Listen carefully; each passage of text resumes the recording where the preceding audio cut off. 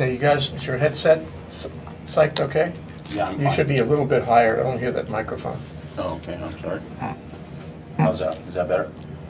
Can you hear me? Can you hear me now? Yeah, I can Okay, hear all right, myself. that's good. Okay, that's good. Okay, we're all good.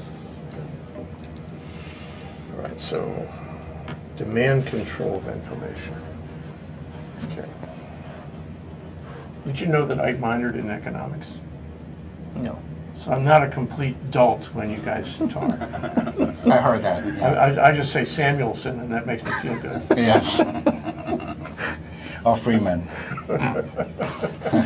Thank you. Or his son.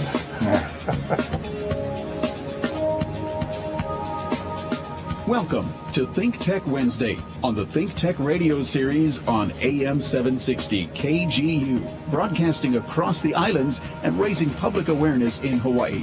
Now here's your host, Jay Fidell. We're back, we're live, we're ThinkTech, and guess what? It's Wednesday, it's Energy Wednesday, and we have so much to talk about. But first, to get out of the way, thank you, Jack Waters, for that great announcement. Thank you, Leah Rodriguez, for maintaining the board for us. And thank you, Patrick Leonard, for being our account guy at KGU 760 AM. This is ThinkTech. Today, we're going to talk about global energy impacts on Hawaii. We're going to talk about that with Kang, who is an economist at the East-West Center. And they have a slightly different view of economics than the university in general, as they do on everything else, different from the university in general. It's across East-West Center Road, but it could be a world apart. Okay, we have Iman Nasseri, who is an economist in the School of Economics. Okay, so Iman, say hello to the people. Hi, my name is Iman Nasseri. I'm doing my PhD in economics at the University of Hawaii at Manoa. A wonderful thing. Thank you. We know that you can help us today.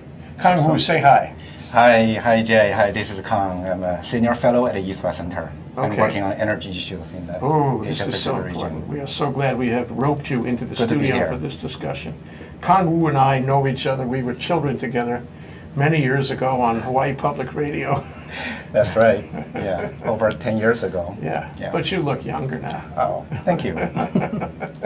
Okay, and we're going to talk about the effect of global energy events and impacts on Hawaii, which is really important because sometimes we think we live in a vacuum here and we don't realize that, especially with regard to energy and especially oil, we are totally dependent on what happens elsewhere. So through you guys, we're going to find out what's happening elsewhere and how that is likely to affect us. I get scared just thinking about this, by the way.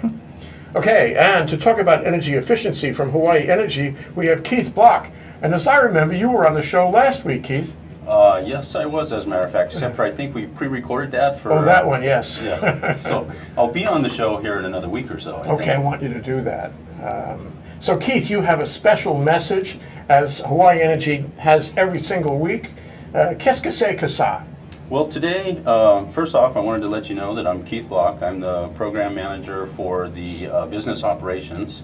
And Hawaii Energy is the ratepayer-funded energy efficiency programs for the counties of Hawaii, Maui, and Oahu.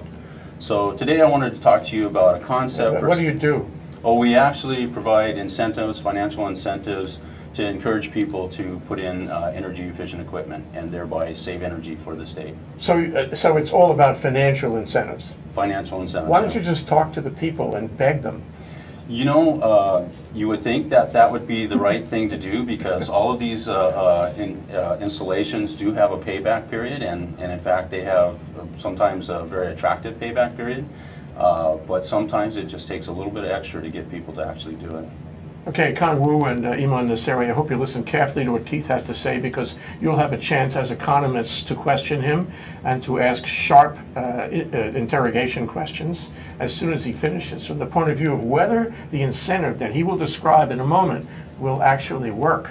Okay, so penetrate. Right. We'll actually manipulate the market and get somebody to do something. Okay, fair enough. Public opinion is what we're talking about. Yeah. Okay, so tell us the, what do you call it, the incentive of the week, Keith. The incentive of the week this week is something called demand control ventilation. And basically what that is whenever you build a building or a parking structure or any kind of area that people are going to be inside of, you have to make sure that you bring in enough oxygen so that they can breathe, and take out enough carbon dioxide and carbon monoxide so that they don't get sick. So generally when you do that, when you build a building, you have all these fans that are designed to bring in outside air at the most extreme event in the building. So say for instance you have like a movie theater or something like that. I have to design my outside air for the Hollywood premiere of the big blockbuster when the entire building is completely filled. So I figure out how many air changes I have to keep the oxygen levels right and the carbon dioxide levels down. And then I have that fan run all the time, even when we're playing the not so blockbuster movie and there's only half the people in there. So with the outside air comes in the temperature that it is outside and also the humidity. So I have to cool that back down again. So it's very costly to bring in outside air, but you have to do it to maintain the health of the building.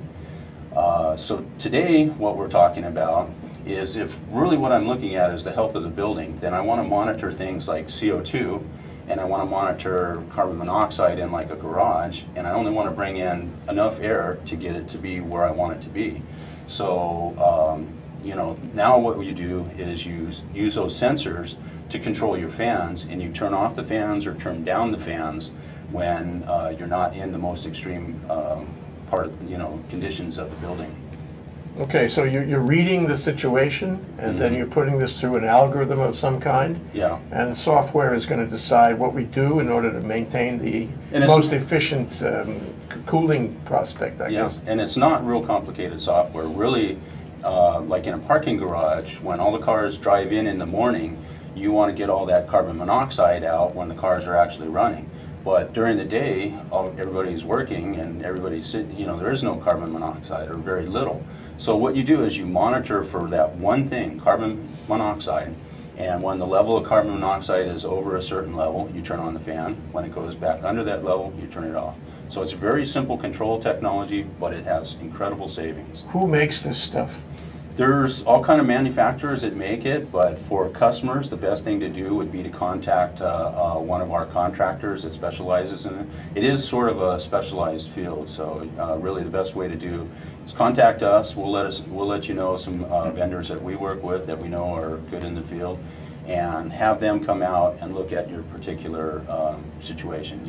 Footnote to that is that there's no reason why the tech industry here, right here in Manoa Innovation Center, can't solve some of these problems. Absolutely. It doesn't sound like rocket surgery. It's not. It absolutely is not. And we could do that. We could actually make money and sell this to local landlords and be just as good as anywhere in the world, and also, adapt it to local conditions and tastes. Yeah, absolutely. So and there's actually quite I hope a few. you encourage young startups to do that. We try to with our incentives, obviously. I hope We're they're trying listening to today. build that market so that there are those types of projects out there. But a number of big companies have already done this type of technology. Nauru Tower, White Pence Hotel, they've all done that in their garages, getting that carbon monoxide out and bringing in, outside air with big fans. So you're getting a healthier environment, and you're using less energy all at the same time. That's true. What kind of savings can you achieve percentage-wise? In garages particularly, you can see reductions in your fans of up to 90%. So you're saving 90% of the fans are only running 10% of the time. And really what that is when all the cars are coming in the morning, they come on during the day, they're off. When they go out, they come on again. So that's typical in an office building. We were talking the other day, if you go to places like Ala Moana or shopping centers might have different savings, and that's why it's really good to get with a contractor to analyze your specific case. What's the incentive? Where's my money? The incentive is 14 cents per kilowatt hour for the first year savings. You're going to pay me that? We'll pay you that, and once you do the installation and once we verify the installation. So if I have an office building, what kind of money does that turn into? Again, it's dependent on the building itself, but it can be, again, about 25% of the project cost, or, in this case with parking garages, it can be up to as much as 80 or, more of the That's cost. huge. Yeah. So this is described on your website, Yes, it is. It's on which our is website. hawaiienergy.com. hawaiienergy.com. I knew that. Thank you. So, okay, I'm going to turn it over to the cross-examination team. Kang Wu, you got any questions on how this works? Yeah, I can hear that.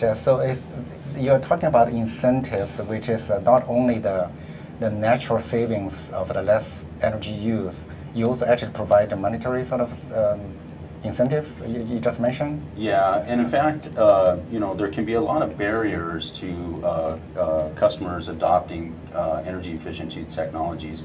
You would think that just the energy saving itself would drive somebody to make an economic investment like that. But there can be, knowledge issues. People just don't know that technology, which is the case with demand control ventilation. Not a lot of people know about it.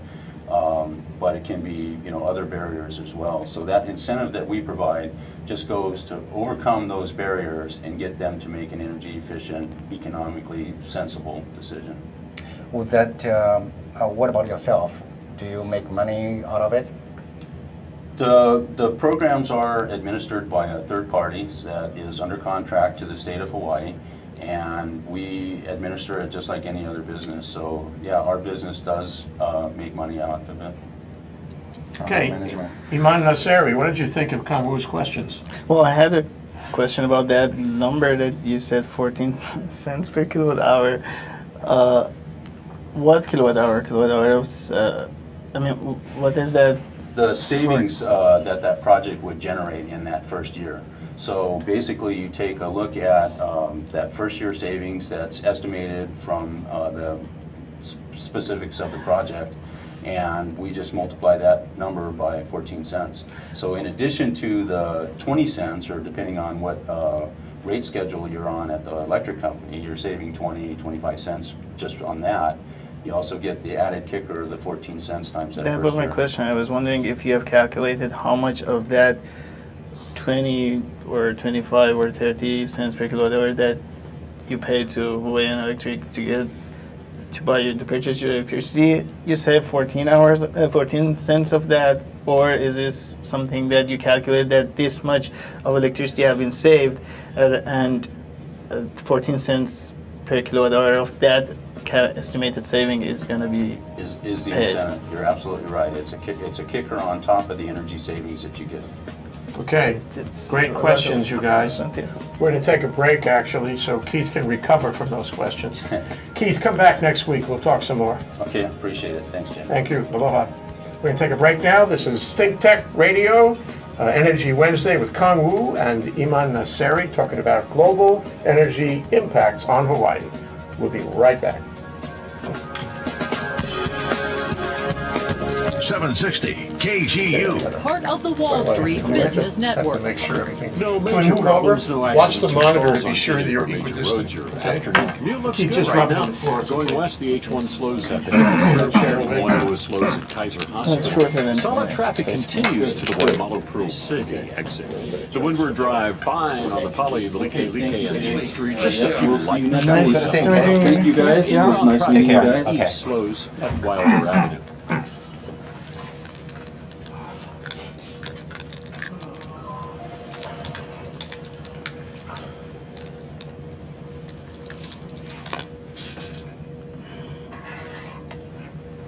Where is that? The TV's over there, right? Oh, the camera. Yeah. Can you see there? I think that's the camera. Yeah. In front. Oh, there? Yeah, that one. See, good. That. Okay. I thought it's this one. Oh, this is just. Oh, they might record from this angle too, but I think that's what we see there.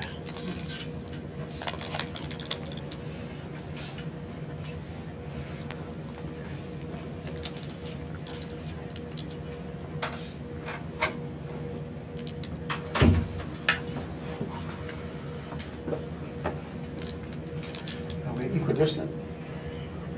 Or if you move a little bit this way.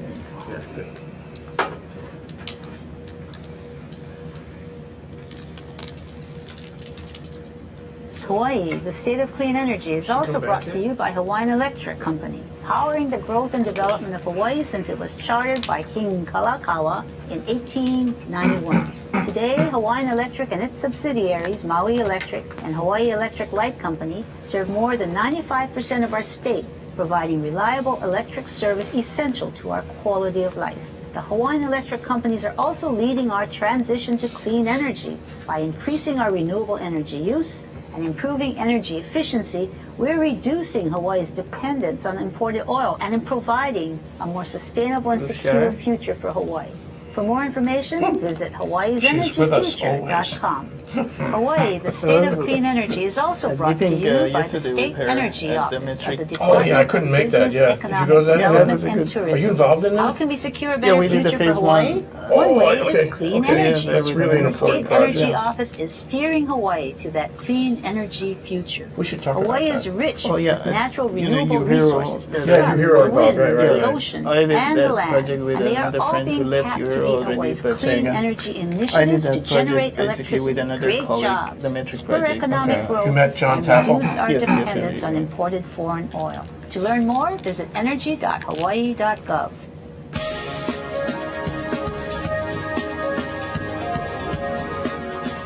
Now back to ThinkTech Wednesday on AM 760 KGU. And once again is your host, Jay Fidell. We're back, we're live, we're ThinkTech, we're Energy Wednesday in Hawaii, the state of clean energy. We are so happy to make the examinations we make, and we are so happy to have you guys. Kang Wu, what do I call it, senior fellow in the research program there. You've been there a long time, you must be very senior. Okay, and Iman Nasseri, a PhD candidate in economics, who I just found is, he's part of UHERO, that's the University of Hawaii Economic Research Organization. All good economists at the University of Hawaii are in that, aren't they? Yes, that's correct. And he's been working on the metrics program. We're going to have a radio show pretty quick about the metrics program with Carl Friedman and John Taffel.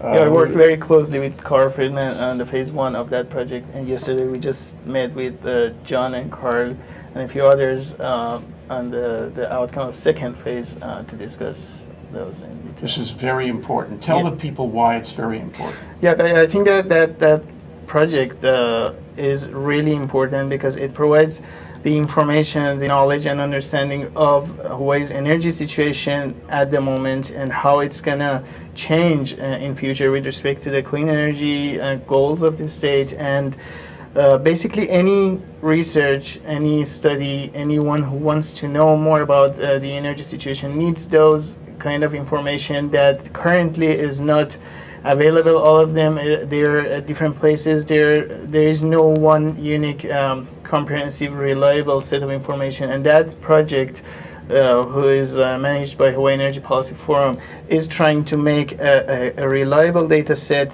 that develops a few metrics to measure how we are doing in the state with respect to energy consumption and moving forward with the Hawaii Clean Energy Initiative goals.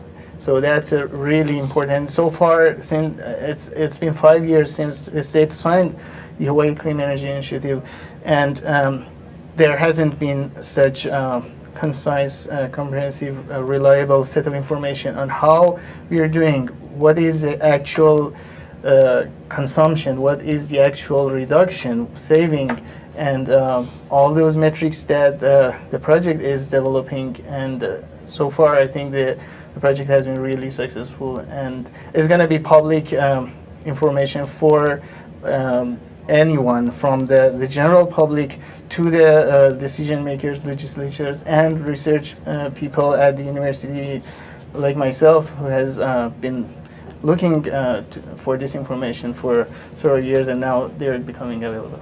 This is what UHERO is all about. I mean, this is what Tom Apple talks about how the university helps the community. This is a great project. I agree. Yeah. And you know, something out of the rhyme of the Ancient Mariner. You have trouble getting to where you're going unless you know where you are. That's very true. That's very true. We have been on this path, and we couldn't understand where we are standing along this path. So we are trying to show to ourselves, to those who are walking along this path and who are watching us moving this path forward, where we are standing there. So If Hawaii wants to be the world's laboratory in energy, we've got to do this. Yeah. Anyway, so I wanted to dedicate some time in this program first to finding out what is happening in the world. What is going on, Kang? Will give us a handle on the trends and events around energy in the world today. The world is changing every day, and I think as a part of the global setup, Hawaii has to take energy from outside. We're not creating energy, unfortunately. Globally, we are having a better situation than before. Unlike before, although we have a booming Asia, we have booming Middle East and Africa, we also see that unprecedented decline or stagnation in oil demand in North America, particularly in the U.S. and in Europe. So globally, oil becomes more available. This is because the economies in those places are declining? Those because of the structural change of in the U.S. because of structural change of the energy use. In Europe, is because of stagnation of the economy, and U.S. is as a number one oil consuming country in the world. Finally, come to the point that there might be huge, massive decline in gasoline demand in the country. And as a result, slow down the global oil demand. So in terms of the oil supply and demand in the world, we are having adequate oil for now. We can talk later about what the impact on Hawaii, but at least we have we have more choices. I didn't mean to say that we stick with fossil energy forever, but that's a matter of fact. We have more oil available in the world. On the gas side, the gas is rising. There's more gas becomes available.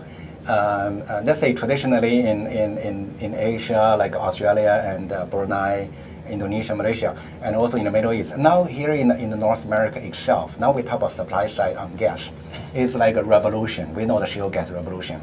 And shale gas revolution also bring along the shale oil. I mean, oil, we basically call it liquids from shale. That means our oil production in North America, in the U.S., is on the rise. Because of the technology that allows you to take the oil out of the shale. Because of the market development that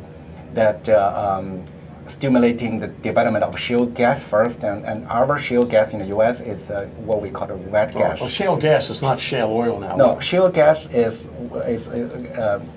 because our gas is what we call wet gas, and our shale gas bring up the liquids. So it is, yeah, you can say shale oil, but that's maybe a little bit misleading, but it's called liquids. It's basically oil out of the shale gas fields and out of other wet gas fields. So not only our natural gas production is going up rapidly in this country, our oil production also on the rise. So that's like a byproduct of the shale gas.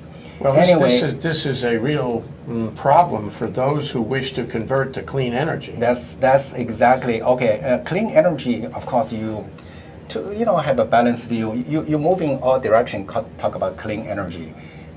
Oil gas itself, well, we have coal here in Hawaii too.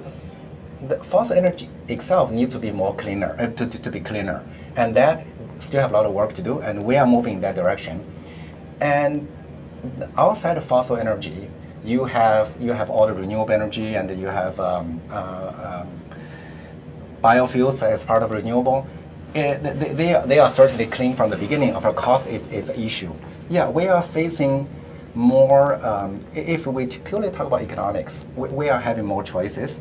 But in this kind of environment, how to choose the best path for Hawaii, both taking advantage of the energy supply and achieving our goal of cleaner energy, as well as efficient and affordable energy. I mean, at least economically affordable. We don't want to, just keep increasing the cost only. We want to have achieving all the goals. So it's like a multi-task,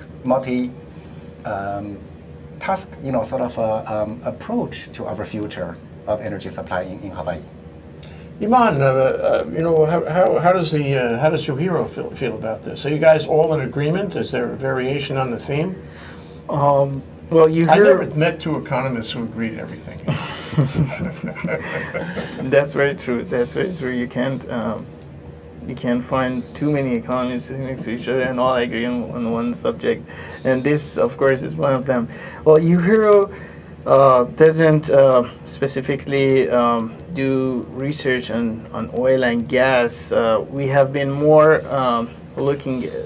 helping the state agencies and stakeholders in Hawaii, including Hawaii Energy Policy Forum, with the research about energy situation, but more focused on clean energy, renewable energy, energy efficiency, and greenhouse gas emissions. We have a program at UHERO called EGGS, which is Energy and Greenhouse Gas Solutions, which we have done several projects on greenhouse gas emissions, as well as the life cycle analysis of biofuels or how other renewable But energies. you're more focused on the Hawaii issues Yes. than on the global issues. Yeah, UHERO specifically is not really looking at the global issues and specifically on oil and gas. It's not under UHERO's area of research, but Would you agree with me, though, that the global issues are ultimately going to define what happens? That the world is a very small place these days, smaller every day seems like, and this commodity or these combination of commodities are going to have an effect not only on this country but everywhere. I can't agree more with you on what you described. And we see one implication of that is how the changing global market now introduces LNG as an option that everyone's talking about, and that wasn't something.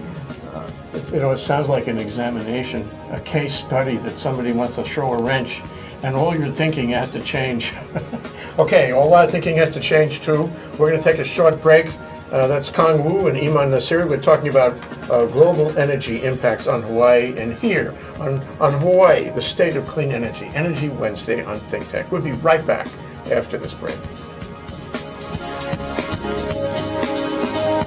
760 KGU. Third Of the quarter. Wall Okay, Street one thing Business is, Network. Of course, Out on the east side of the island, got an accident on Kalani on Hawaii Highway which is Sandy the Beach Park. FGE, the No problems consulting getting out to company. Hawaii. I don't know. If you're coming in Global from the Energy. east, Fair expect slow Fair traffic when you Fair get to UH, and then it's I'm going to be not sure slow if I to the should say downtown something area. about that, but, Windward Drive you is know. good. Going west, the Manoa sure. slows at Fort Chapter I mean, Flats. but I would like to. Let's focus on the Manoa issue. at the Don't worry IAEA about that. Okay, exit. your The call. H1 slows But at the west I guess end of the I would airport. like to go into the second part of this. Yes. To say what is Hawaii's situation Okay. as a unique place, Okay.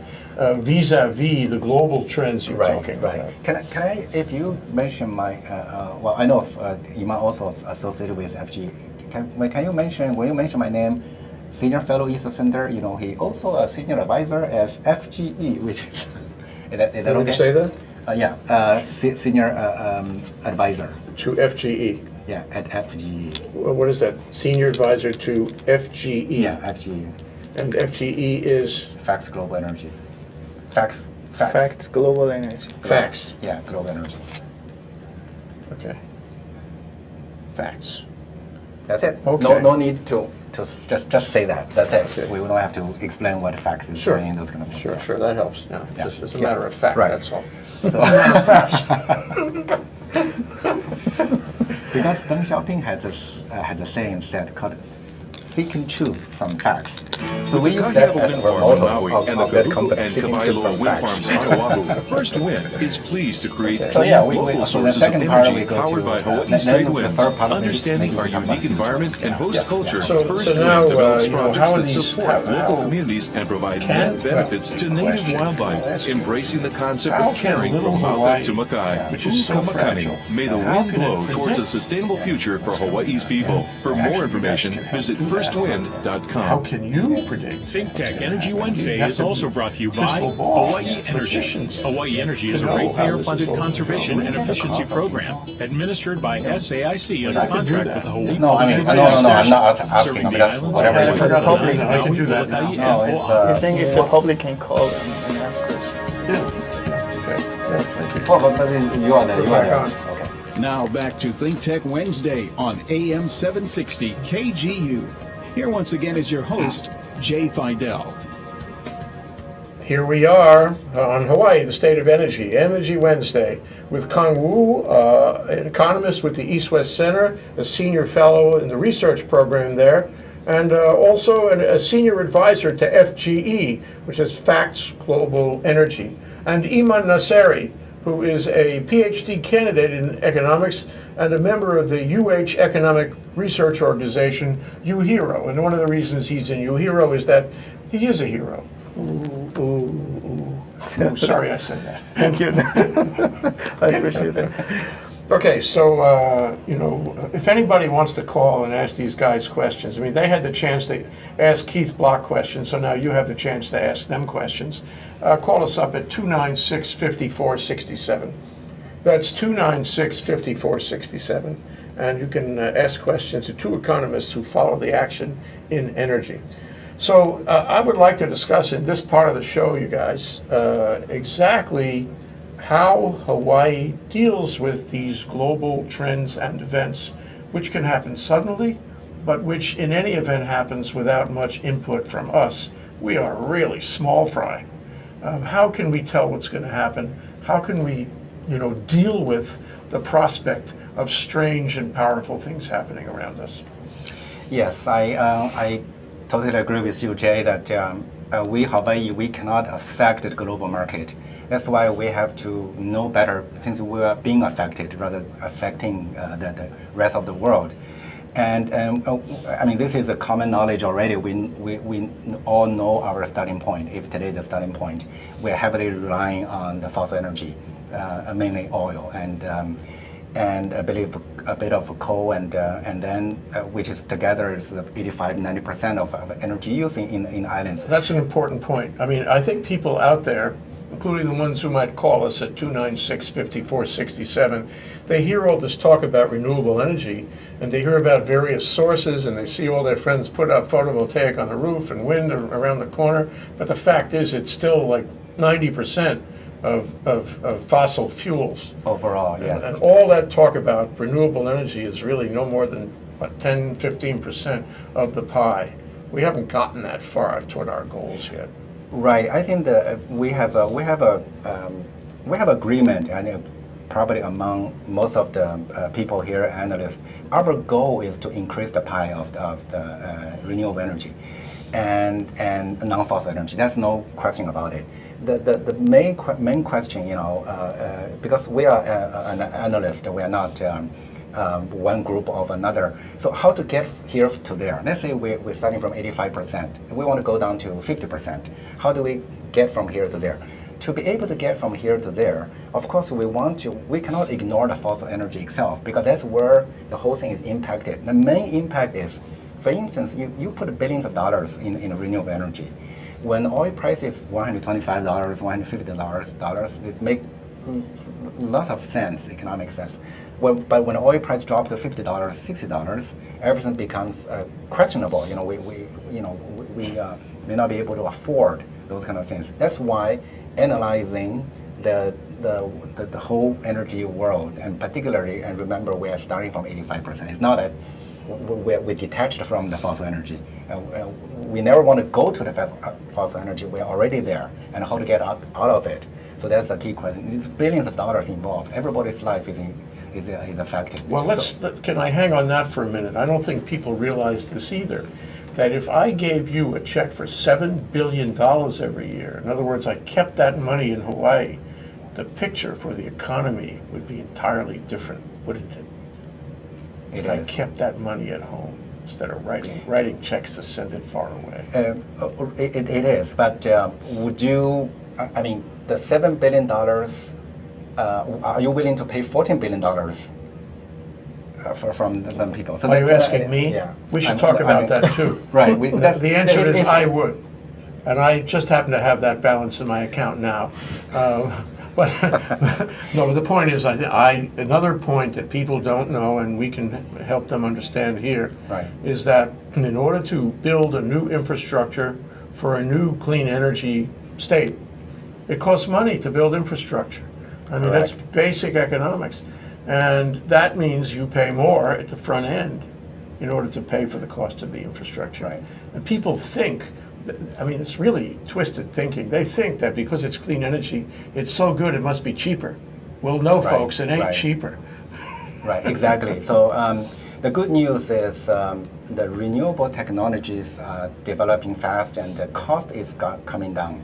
And the oil prices, from what I said earlier, we are not, at least for now, we're not looking at the oil prices go to the roof. But we are seeing relatively high oil prices over the next 10, 20 years, relatively high. That is good news. That can support lots of activities, but we have to do gradually, and how to achieve our end in a kind of a workable way. So Iman, you know, on your part, for the You Hero organization, I mean, do you sit, I mean, I don't know what economists do all day. Some people say they just hang around and talk to each other, but but I know you do a lot of reading and you check the news and you're news hounds in a way, with material that most people wouldn't be willing to read. but I'm just wondering if You Hero, or for that matter, the East-West Center in this, are you out there trying to predict what is happening with oil and then make, you know, conclusions and recommendations based on your predictions? And if so, who do you make the predictions and recommendations to? Well, you heard, again, specifically doesn't forecast. We do a lot of forecasts on a lot of economic measures. A lot of economic activities in the state are closely watched, and then in the interaction with each other, and of course it's all interacted with the federal economy and the global economy. We try to forecast how this path is going, and specifically we are a very tourism intensive economy, so a lot of our money is being generated in the tourism industry. So tourism is one of the areas that You Hero specifically and closely watches, but we don't have that capacity to forecast the oil prices and demand and supply, but we do watch them closely. I myself specifically follow the different organizations' forecast estimates, and as you said, news about how the supply and demand is going to determine the price, and of course that is going to have a huge impact of what's the cost to Hawaii's economy if we stay on the current state and in the transition period to a clean energy, how that is going to impact the cost to us here. So we look at that, and what I was thinking earlier is that as Kang mentioned, the price of renewable technologies, the cost of these technologies are going down. We see that the solar installations cost have been very sharply declining in the last a few years, and that's Why is that? well, the technology of producing these PV cells And better cells, cheaper cells. Yes, cheaper, and the whole system cost has been going down from about a $10 per watt of the system size down to about $5.50 in a few years, in basically 2-3 years, maximum 5 years ago. We went half of the price that we used to pay for these, but still the whole PV that you see across the island, and we have a huge number of, in terms of number of systems installed and the capacity, still it's about 3% of the whole energy being consumed in. So we have to pay attention to the global market and closely watch these dynamics, and we are at the best, we are hopeful that we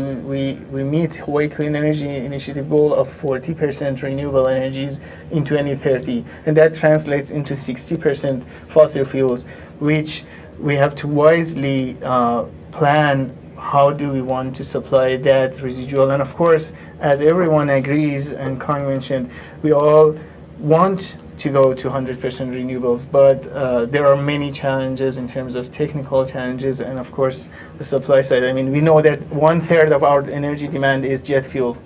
We can't decide. We can't do Mission critical anything. to our tourist or a tourist economy. And if, for example, there were a spike in price on jet fuel or no jet fuel around, our economy would, because it's dependent on tourism, would fall apart. I wonder though. You guys make these analyses, and I mean, it's absolutely true that ultimately oil will go way up, and will be volatile, and will wreak havoc on our economy.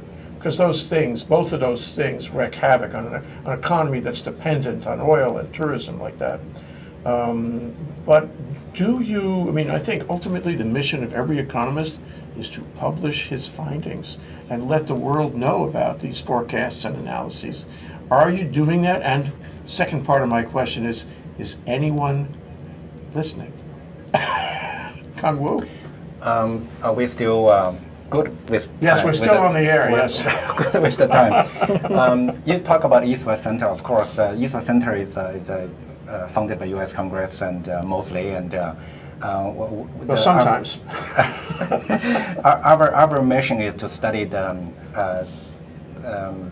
cross sort of Pacific social economic issues and promote the public diplomacy for the countries of Asia and U.S. And we are also located in Hawaii. So we are also trying to help local community. In terms of the publication, of course, our main publication is analyzing Asia Pacific regions. Mm-hmm. Yeah, we do release papers and reports on Asia, and locally it all depends on what's the needs. You know, we certainly have a exchange of views with everyone here, with military here, with the state of Hawaii government, with the players like HECO and gas company and the refineries, and also with the public media. So in a way that the publication itself is a bit more academic and research oriented, and unless we have a project funded by someone, for instance by DBAT or by other people, then we just provide analysis. But our view is always objective. We don't please everyone, so it's just whatever the fundings will be the fundings. So they know that everything in the public domain, that from the center. So everything is open, transparent. There's no confidential studies, for instance. Except, if it's a consulting company, that's a different issue. That's a commercial-oriented issue. But in terms of the public research, that's how we do things. And whether or not they are listening, it really depends on case by case. Sometimes we have ears of the very high top, and we have very good relationship with the energy people here in Hawaii. Well, from what I know, you absolutely do. Right. So it's a kind of trickle down to the and people. I mean, the picture getting clearer for everyone. Now, as more and more people understand the issue that we're facing in Hawaii. It's like a chess game, you get to the end of it, and the end is really clear. Somebody getting checkmated, one way or the other. Yeah. But I mean, and I think the relationship of the Energy Policy Forum with you guys is good. One of the issues that comes to me is that it's not the leadership of all the various government agencies. There must be a dozen of them anyway that are involved in some way in formulating policy on this and executing policy. Those agencies don't have a lightning rod kind of leader. I don't want to use the word czar, but somebody who could, you immediately think of, he's the one leading the charge. And you guys, have a role somehow in that. Because in all these agencies, you guys are by definition, the economic experts. Okay, and I want to, right after this break, I want to get back to you guys and ask you what you would tell the people, okay, about what should be done at this point here in 2013, okay? Right after this break. I can hardly wait myself. We're talking to Kang Wu and Iman Nasseri about global energy impacts on Hawaii, and I can hardly wait till what comes out after the break. We'll be right back. 760 KGU. Part of the Wall Street Business Network. If you're coming in from the east on the freeway, Yeah. expect stop-and-go Last traffic 10 when or you get to 10 UH. or 15 because of minutes? an accident at the Luna Yeah, Luna. we're out at After that 59. accident, So you'll move much it's, better okay, into about downtown. 11 minutes 10. from The now. problem's Okay. going east to Hawaii Yeah, it'll be Cairo 2 over to minutes the or so windward on side. the, Going on the west, break. the H1 slows at the EBA end of the airport. We're not viaduct. going to The get Mauna Lua as slows far at in Fort as we Chapman wanted to, Flats. though. One of their There's accidents so much in more to Pearl talk City. about. So when somebody 24-hour calls, you can fitness hear the on rain? Kamehameha That's how it Highway. is? No, she tells us. Oh, okay, she tells you. Okay. Yeah, but it's hard to get calls. People are in their cars, Yes, yes.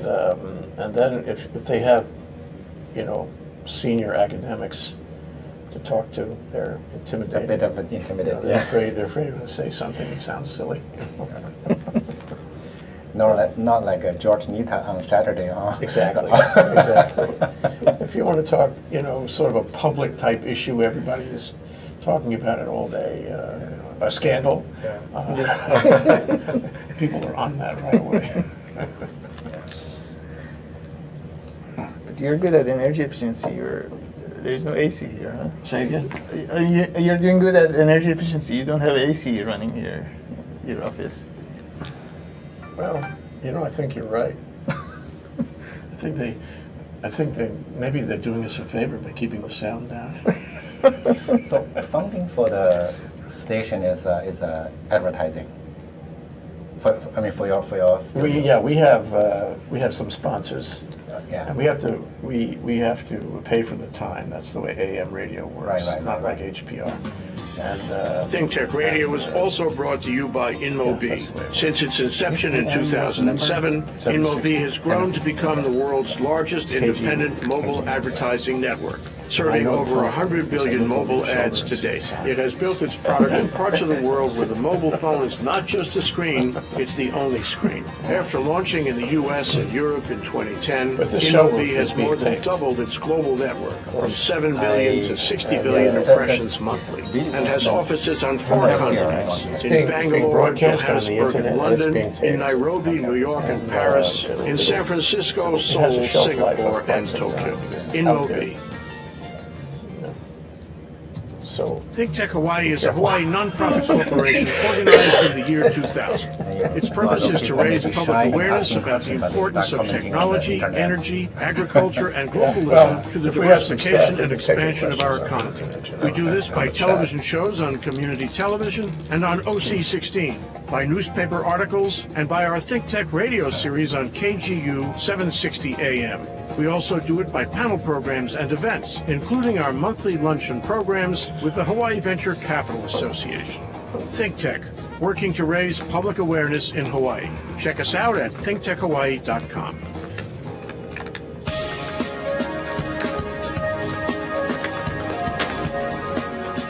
Now back to ThinkTech Wednesday on AM 760 KGU. Here once again is your host, Jay Fidell. thank you, Jack Waters. We're back. We're live. We're ThinkTech. We're Energy Wednesday in Hawaii, the state of clean energy. And we're talking about global energy impacts on Hawaii with Kang and Iman Nasseri. Before we go further, though, I just want to remind everybody that next week we have a blockbuster program on May 23rd, Thursday. ThinkTech and the Hawaii Venture Capital Association are presenting a luncheon panel program called Update on Housing in Hawaii, Waking Up to the American Dream at a Cost We Hope We Can Afford. That should touch your hearts, gentlemen. Harry Saunders of Castle and Cook, Hawaii will moderate the program. Paul Brubaker, your colleague, I call him an economist and provocateur, will provide opening remarks.